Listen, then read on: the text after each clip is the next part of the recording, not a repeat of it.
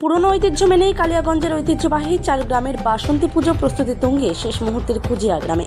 অবিভক্ত বাংলার হরিপুরের জমিদার হরিনারায়ণ রায়চৌধুরীর স্বপ্নাদেশের পর নিজের হাতে শুরু হওয়া চার গ্রামের এই বাসন্তী পুজো এবারে 455 বছরে পদার্পণ করেছে।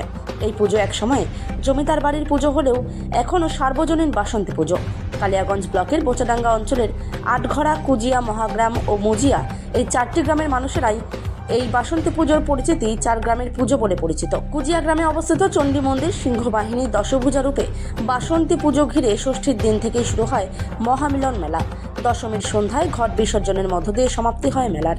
পুজোর কয়টা দিন চার গ্রামের মানুষেরা নিরামিষ খেয়ে থাকেন। চার গ্রামের বাসিন্দারা সম্মিলিতভাবে এই বাসন্তী পুজোর আয়োজন করে আসছে। এই পুজো কমিটির সম্পাদক বিজয় চন্দ্র সরকার কি বললেন শুনে নেব।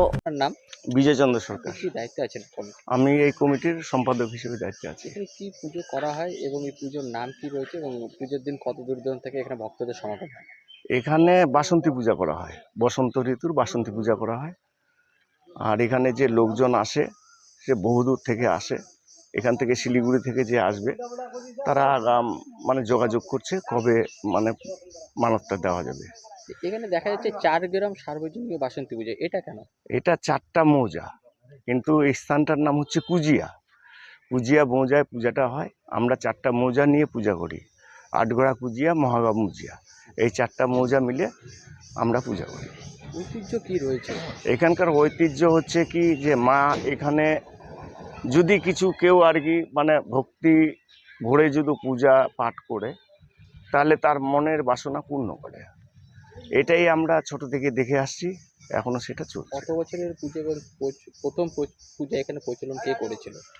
এখানকার পুজো শুনছি হরিপুরের হরিনারায়ণ রায়চৌধুরী, মানে এখানটায় স্বপ্নাদেশে এখানে পূজা করেছিলেন। হরিপুর বলতে কি ওপার বাংলা? ওপার বাংলা, হ্যাঁ, ওপার বাংলা, হরিপুর হরিনারায়ণ রায়চৌধুরী ওপার বাংলায় এখানে জমিদার পুজো করেছিলেন। তখন থেকেই পূজা চলে আসছে, সম্ভবত 1570 সালে, আর বাংলা হবে 976 খ্রিস্টাব্দে। কতটা জাঁকজমকভাবে পুজো হয়? প্রচণ্ড প্রচণ্ড জাঁকজমক হিসেবে পূজা হয়, খুব ধুমধামের সহিত পূজা হয়। মাকে ভোগে কি দেওয়া হয়? মাকে ভোগে দেওয়া হয় 5 থোকার গোটা ফল, অর্থাৎ কলা আর ফলমূল, তার সঙ্গে মিষ্টি। 5 টাকার গোটা ফলটা কেন?